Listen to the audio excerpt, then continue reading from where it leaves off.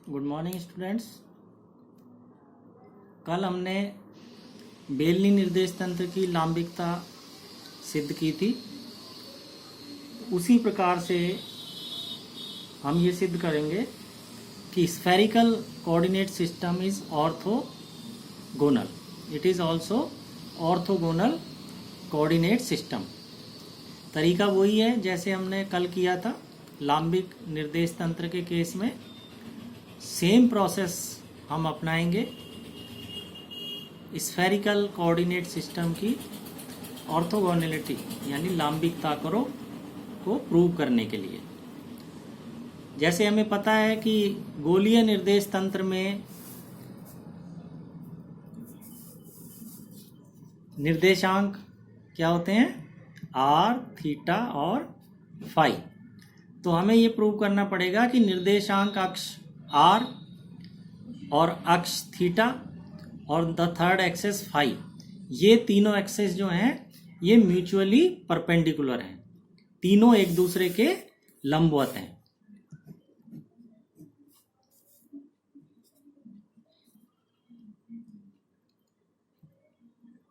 Are, theta और phi ये तीनों अक्ष क्या हैं, एक दूसरे के लंबवत हैं। अगर इन तीनों अक्षों के अनुदिश इकाई सदिश मान लो हो ई आर,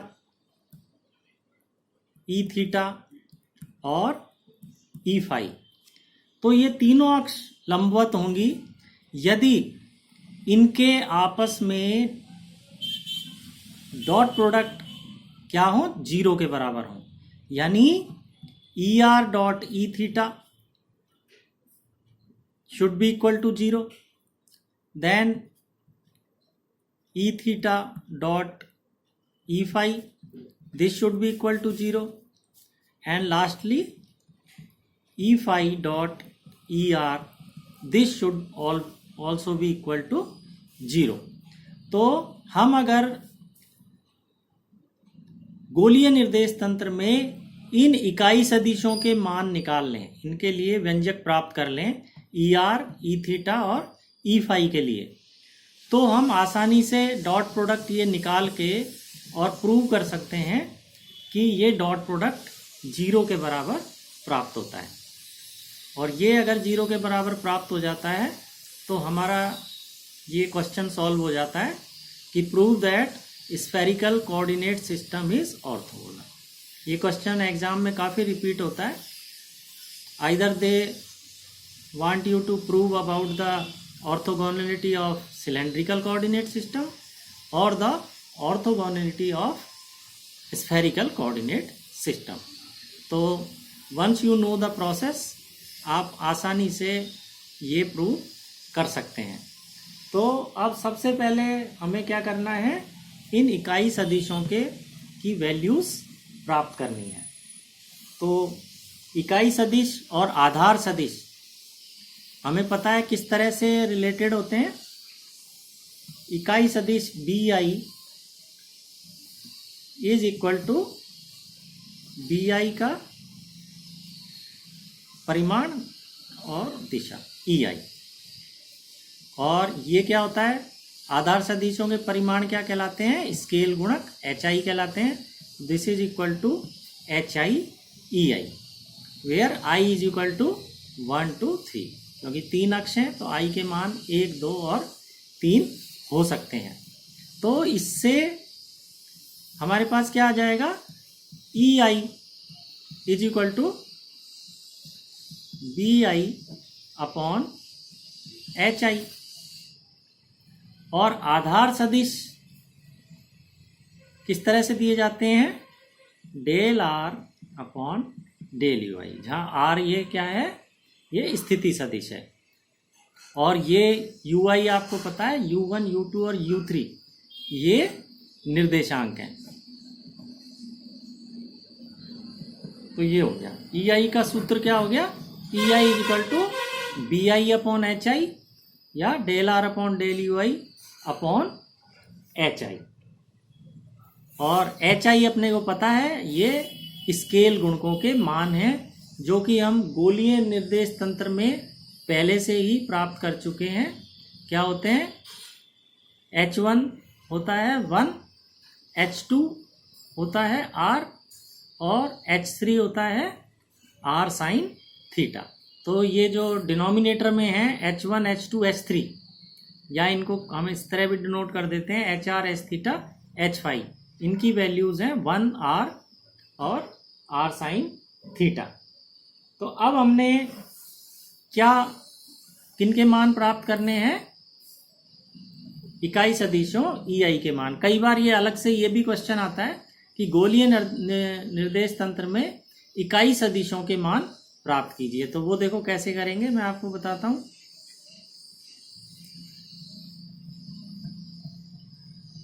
EI के मान कार्तीय तंत्र में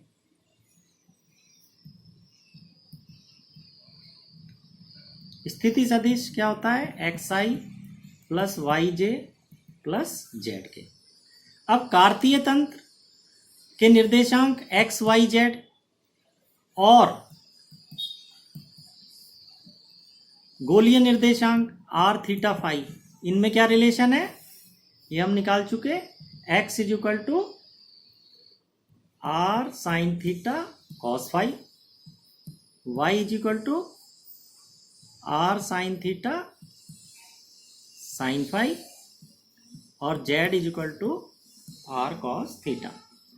तो क्योंकि ये हमें याद थे इसलिए हमने यहाँ पर लिख दिए। तो आपको भी ये याद रखने हैं X, Y, Z और R थीटा फाई, इनमें आपस में क्या रिलेशन होता है। क्योंकि अब हम इसको यहाँ डायरेक्ट हमें पुट करना पड़ेगा, तो हमें आते होंगे तो यहाँ लिख देंगे R is equal to R sign theta cos phi I plus R sign theta sign phi J plus R cos theta के।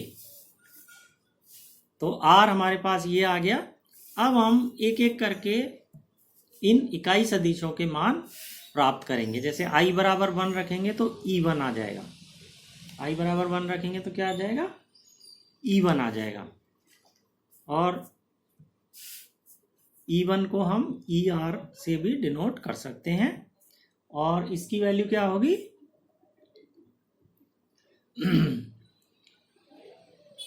Del R upon del U1 upon H1।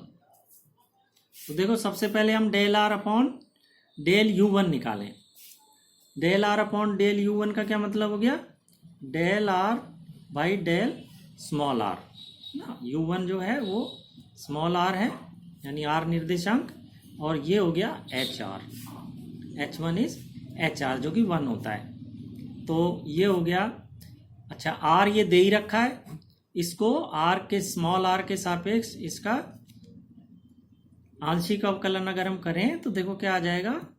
Sign theta cos phi आई plus sin theta sign phi जे plus cos theta k. ठीक है, तो ये ER आ गया, क्योंकि HR तो क्या होता है? 1 होता है। तो ये ER हो गया, पहला इकाई सदिश। अब दूसरा E2। E2 क्या होता है? इसको हम कैसे डिनोट करते हैं? E थीटा से। Del R by del U2 upon H2, या del R by del theta. U2 is theta, और ये दूसरा स्केल गुणक यानी H थीटा, और ये क्या होता है? R होता है।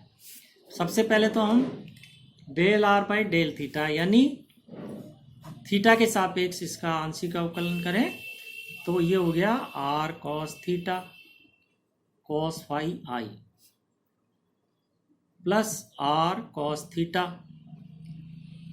साइन फाई जे, और इसका क्या हो जाएगा? माइनस R साइन थीटा, क्योंकि कॉस थीटा का होता है माइनस साइन थीटा।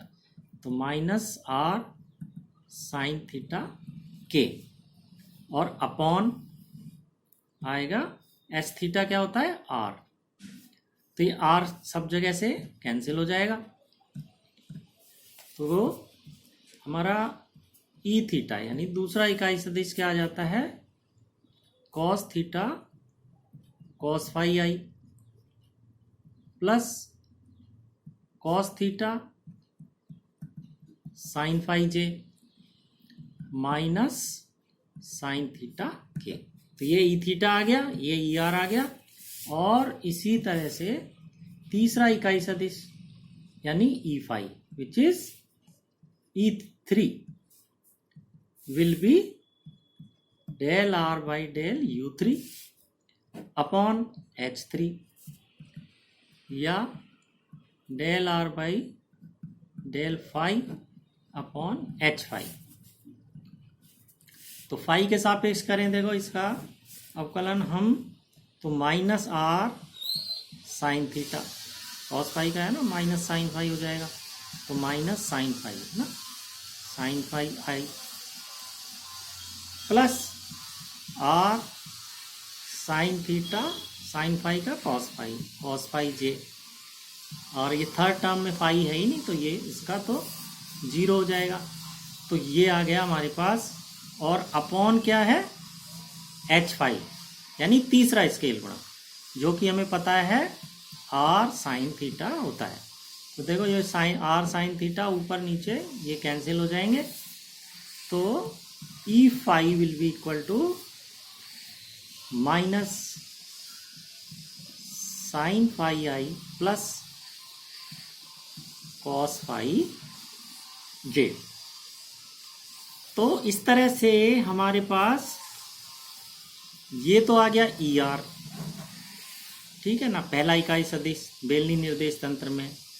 ये दूसरा इकाई सदिश बेलनी निर्देश तंत्र में। और ये हमारे पास आ गया तीसरा इकाई सदिश स्फेरिकल कोऑर्डिनेट सिस्टम में। तो E R, E theta and E phi, ये तीनों अब हमारे पास आ गए।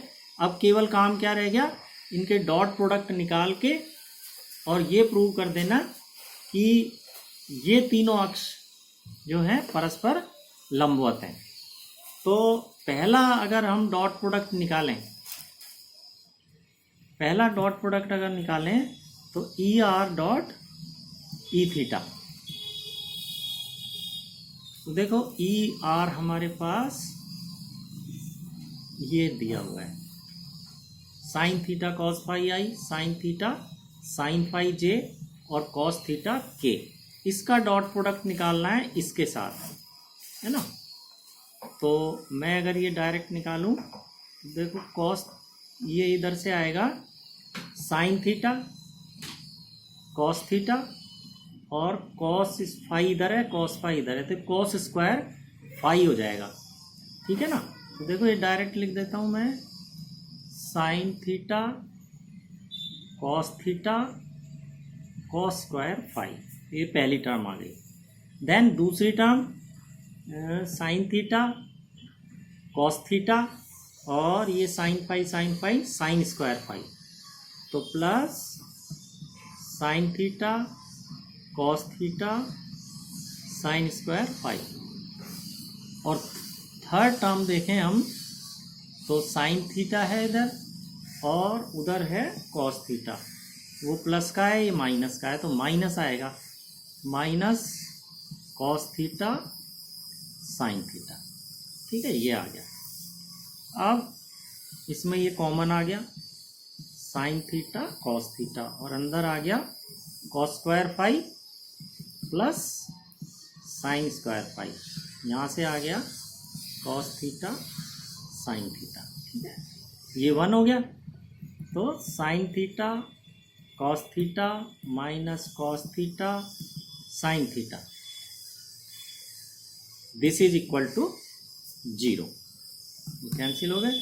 तो पहला हमारे पास क्या आ गया, E R dot E theta this is equal to 0।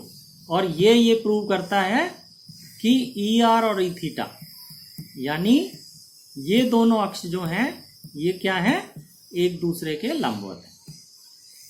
अब हम देखें E theta dot E phi, इनकी क्या पोजीशन है, ये लंबवत है या नहीं। तो ई थीटा और ई फाई, ये देखो ई थीटा ये रहा और ई फाई ये रहा, तो इसमें दो ही टर्म आएंगी क्योंकि इसमें के की टर्म तो है ही नहीं।